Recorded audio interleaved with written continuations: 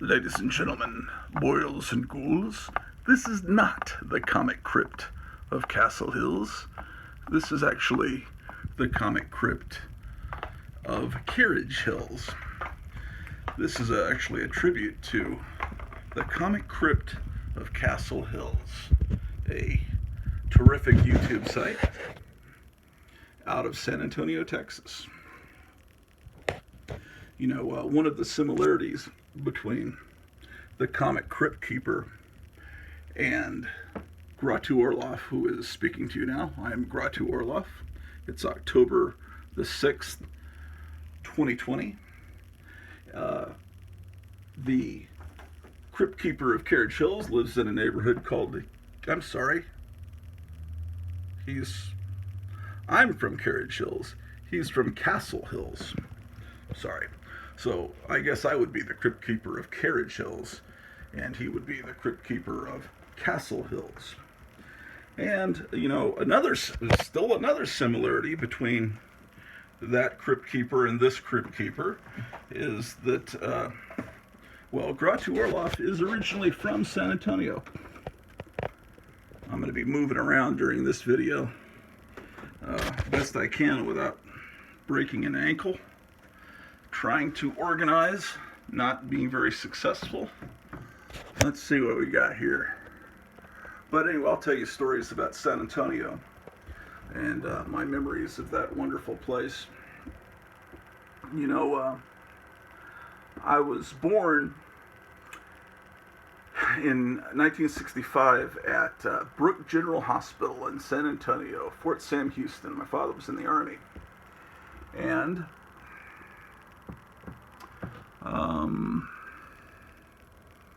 here is a store called Bizarro Wextry, and it's run by a gentleman named Devlin Thompson, and I met him through the magazine I used to put out, a fanzine called The Sophisticate, and it was also, my magazine was distributed at this store, Forbidden. It was Forbidden Books and Coffee in Dallas, Texas. It was also distributed at this store, Direct Hit Records.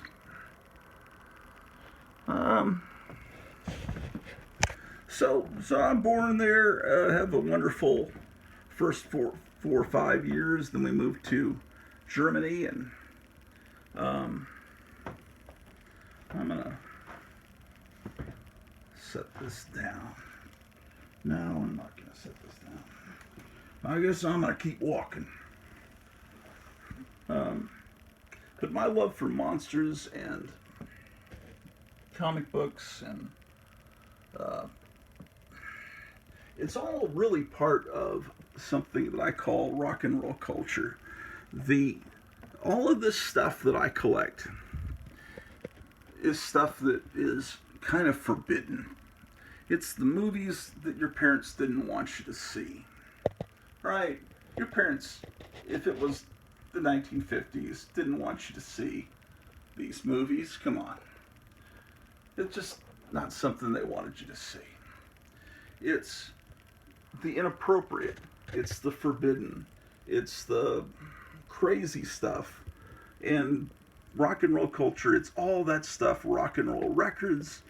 It's monster model kits. It's crazy old cartoons. It's, I don't know. Like, who collects old TV guides? And look at these horrific movie titles here. And there's a back glass to a pinball machine I've never owned, but at some point I'm going to frame it and maybe put lights back behind it because it's so cool. An old phonograph player where I play rock and roll records. All of this together is part of what makes this culture. And so when I see other people on YouTube that understand this, that it's more than just collecting comics, it's old spook shows. I mean, it's all of that stuff. It's carnivals, it's freak shows, it's the state fair, it's amusement parks, it's women on the beach, it's giant wasps with human faces, or movies that were banned by the Catholic Church like Baby Doll, or movies ostensibly warning you about the dangers of drugs when in reality it was, for the time, an exploitation, sexploitation film. It's pinball. It's even shit that I got at Walmart 2 years ago that I just thought was cool looking. Even though it's modern, and it's Betty Page. It's Meg White. And Eddie Munster. You know, I never saw the Munsters till I was in second grade. And let's see if I can find it here in this bookcase here. You know, my older brothers were born in the 50s. 2 older brothers. And I was born in the mid-60s, so I was 10 years later. And so I inherited a lot of their stuff, you know. So, here in this bookcase, I've never shown this on YouTube before. It's not very well lit. Smells vaguely of cat piss. I think the cats have been active on this carpet. My wife keeps telling me I need to tear it up. This is my Edgar Rice Burroughs collection. So let's see. Let's look down here.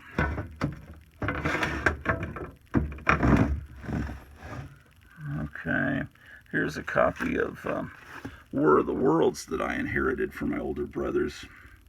59 cents. Look at that great artwork. Oh, I got 2 copies of it. Okay, and that Funicello books. She's all part of the rock and roll culture, the Mickey Mouse Club. Anything, you know, from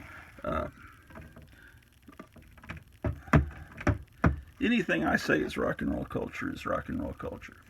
James Bond. Look at this. I got my James Bond books. The Book of Bond.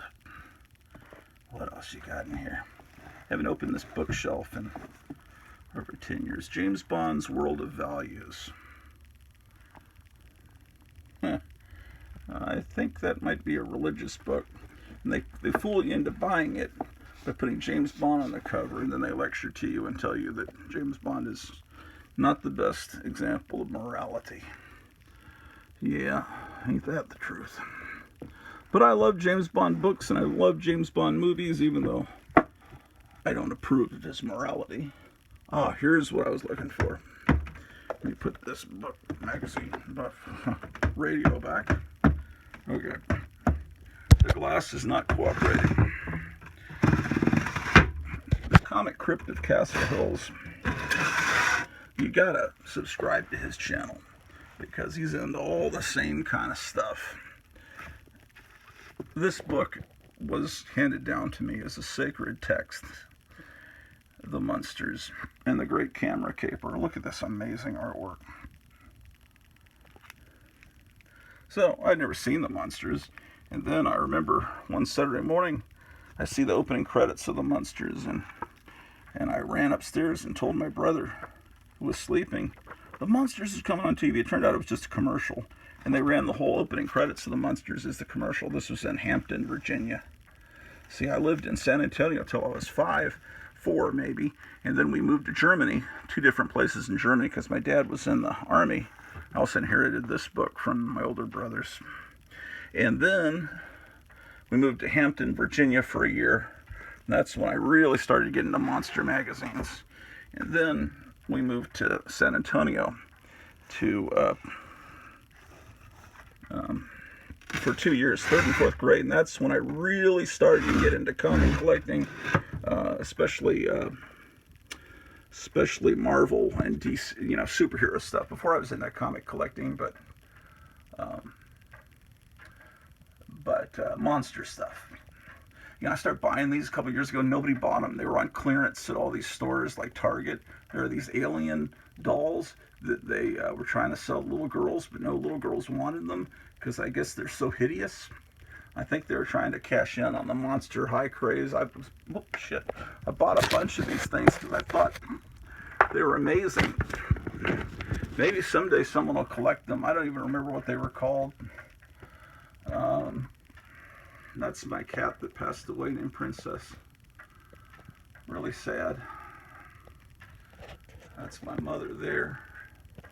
Comic Book Confidential. I don't know if you've ever seen that. That was a great movie. I saw it in the theater twice. Got the one sheet. One sheet is a really nice piece if you get it framed and put it in your comic room. There's another one of those alien dolls. I got them all over the place. Like a nut. Because I buy what I love. I don't buy necessarily because something's valuable. I buy or potentially going to become valuable. God, I got a duster out here.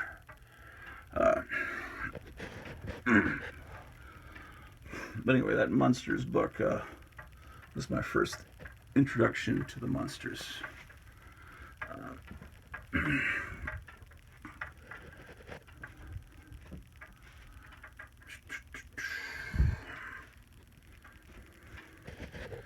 Got Lily St. Cyr's autograph here. She advertised in like some movie collector magazine, like where you could buy prints of old films and movie posters, and like a tabloid, kind of like, remember a toy shop, kind of like that before the internet. And she was autographing pictures, and I sent off the money, and she never sent the pictures.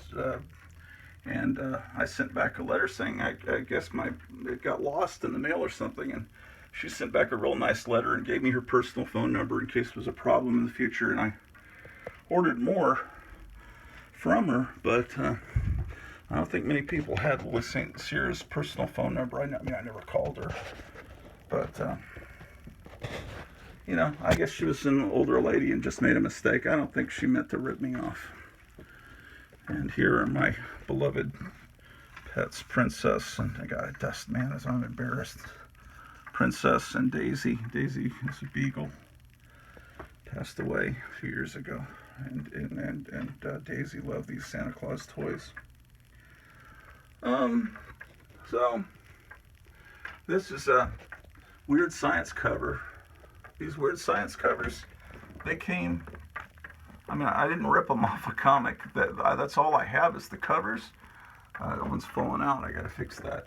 I got these boxes of, it was at Lone Star Comics. It was called Wounded Wonders, and it was a bunch of comics that were damaged, and you get them for like $10 and or $5 for a stack of wounded comics, and they had these covers, EC covers, but that's all there were, mixed in with the old comics, and so I put them in little frames. These old radios, I collect old radios. I love that little atom there. And this one's a really nice one. Oh, there's another one of those little space aliens. There's a Silver Surfer, one of those Funko Pops. There's people that buy those. There's another space alien. I love these things. I just don't remember what they're called.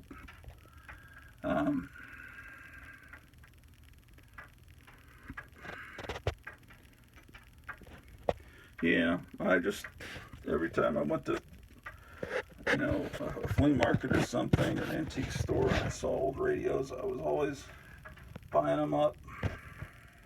This one almost looks like the Gilligan's Island radio. A friend of mine at work made this pumpkin, and it looks almost like one of the 60s real pumpkins. Let's see what we got here. Got different perfumes and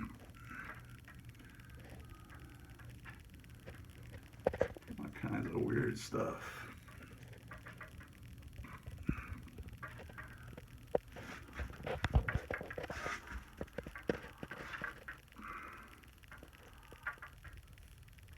I ordered from Captain Company.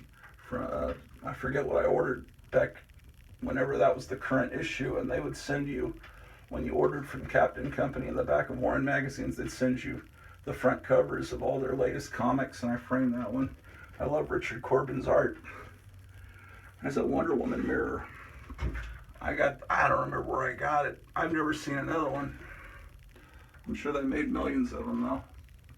I put this, that's one of the images seared in my mind from either the Monster Times or Castle of Frankenstein from when I was a kid, and I just framed these caveman pictures because cavemen are like cave women are kind of like one of the coolest things in the world.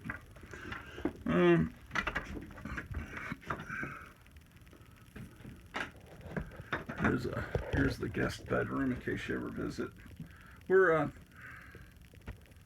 thinking of selling the house soon and moving somewhere to a bigger house, and maybe outside of the state, or maybe on another planet.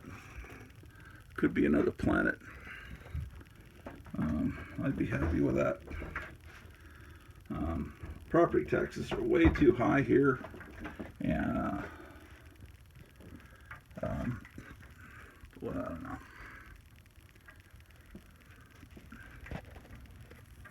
Here's a President Nixon poster and a Blondie promotional poster. And this isn't real. A friend of mine made a bootleg of this Dr. No insert.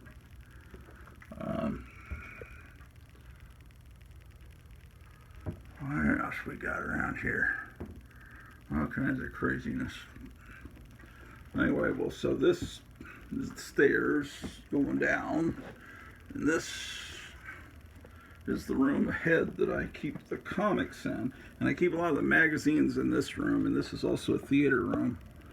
So but everything's all torn up, and you got all these boxes, and I can barely walk, so that's actually why you see me moving around kind of hesitatingly, because I'm about to trip and kill myself. And this room is chaotic, and I was just in here filming a couple days ago a tribute to Metarog, another YouTuber that's amazing, and I had a setup here, but it collapsed, and I have this as the backdrop on top of this television, and I gotta fold this up. It never was visible in the video. This was the, Metarog has a real comic book, one of those 70s trapper binders with Marvel comic covers, and I didn't have one of those, so I was using this. This was the backdrop for the Metarog video that seemed to be well received. It's fucking chaos in here, and there's stuff stacked up in these closets, and it's starting to drive me crazy. I gotta get the stuff bagged and boarded. I gotta get some more boxes. Let's see, do some counting here. 1, 2, 3, 4. Let's see, 1, 2, 3, 4. 4 times 1, 2, 3. 16, 17. I guess I've got about 30, maybe 31 long boxes and then some short boxes. And I don't know how many comics fit in a box. 150? I don't know. 200? Depends on whether they're bagged and boarded and probably what they're bagged and boarded with. So I don't know how many comics that mean. I mean, I don't have that many comics compared to the people I see online that are buying out comic stores and stuff. But it's kind of created a nightmare that I've got to fix, and now I'm in the process of doing that. Actually, I'm just kind of showing you shit, and this isn't a very good tribute video to the comic Crypt of Castle Hills. So I'm going to start over and do another one in a moment. See you soon.